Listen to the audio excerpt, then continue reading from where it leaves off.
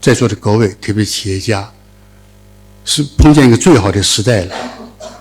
我们不是说我们10年，机遇，不是的，我们碰上个500年一个轮换的机会了。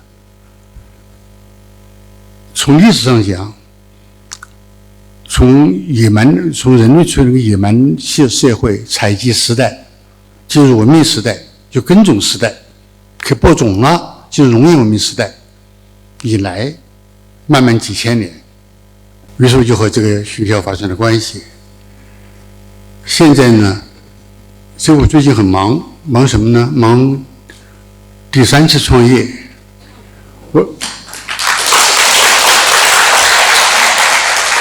我今年是已经84岁了。我为什么要第3次创业呢？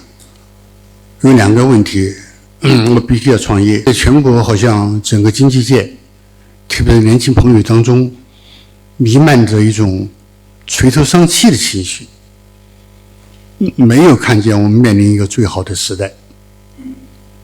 这个时代不是说要来拍谁的马屁呀，说中央好听的话呀，和中央就要我的命必须要报答，也不是这样的事儿。因为我是一个马克思主义的，马克思主义可以证明，用马克思主义可以证明我们的发现，中国改革的发现。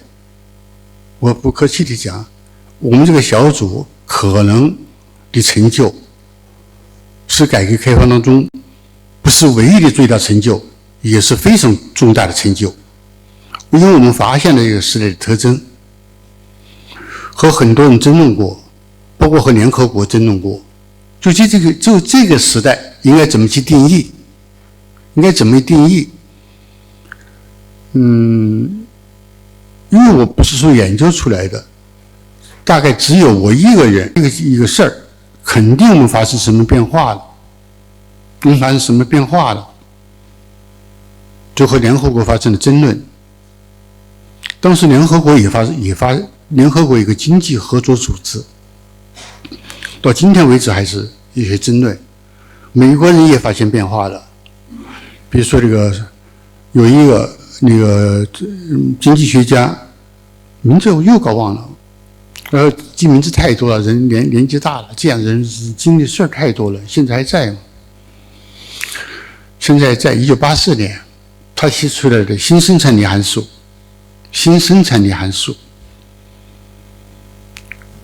当时85年我看见，就说这个一个生产力，就除开我们那个就是全要素生产率，你投资资本投入是正相关，劳动力数量的投入正相关，这2个都是正相关。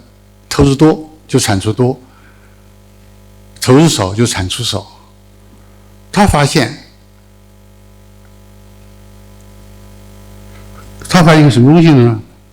还有一个无形的东西，还有很多无形的东西。他第一个发现了，就是这个劳动力，它除开人数以外，还有它受教育的程度的高低，它也是正相关。这就不好衡量了。就是今天我发展，我们以后对我有很大影响，就智慧经济那套形成，我提出来的有很大影响。它是85年提出来的，这是一个。第2个，特别是最后一个，和现在的很大的正相关。一个聪明的好主意也是相关，一个好主意也1分钱都没有，甚至不是和受教育程度也没关系，它也是正相关。这个事儿于是就动摇了我们对整个经济增长的理论。这个事不是1天2天，在整个过程我们都经历了，并且我是在处于低位的位置上。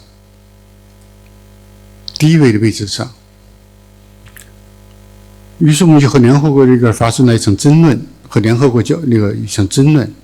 这个是知识经济，是命名为知识经济呢，还是命名为另外的一个什么东西？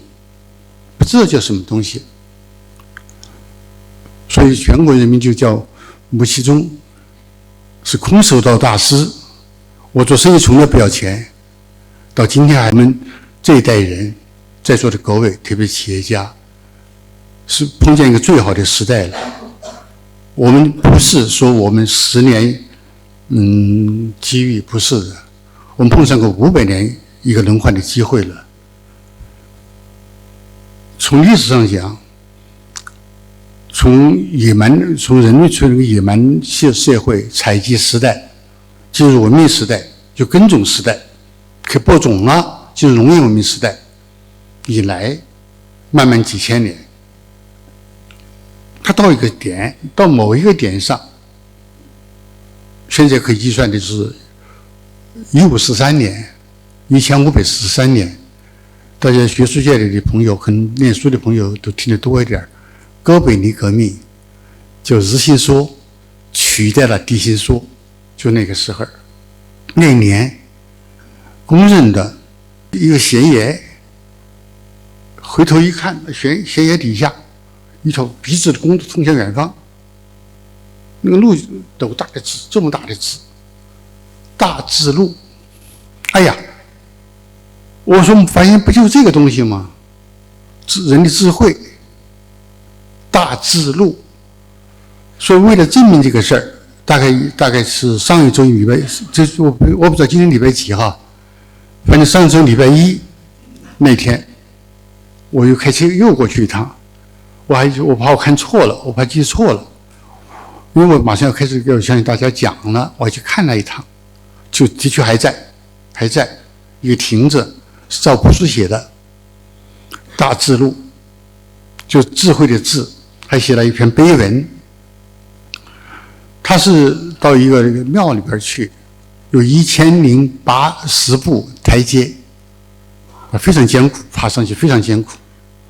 的确要想个新东西出来，它寓意呀，很深。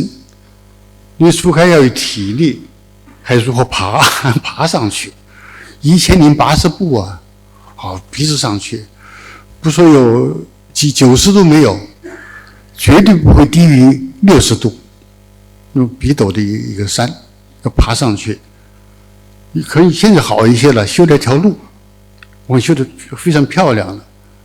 那碑还在，叫大智路。哎呀，因为叫智慧经济，所以我回来就回答联合国。1996年。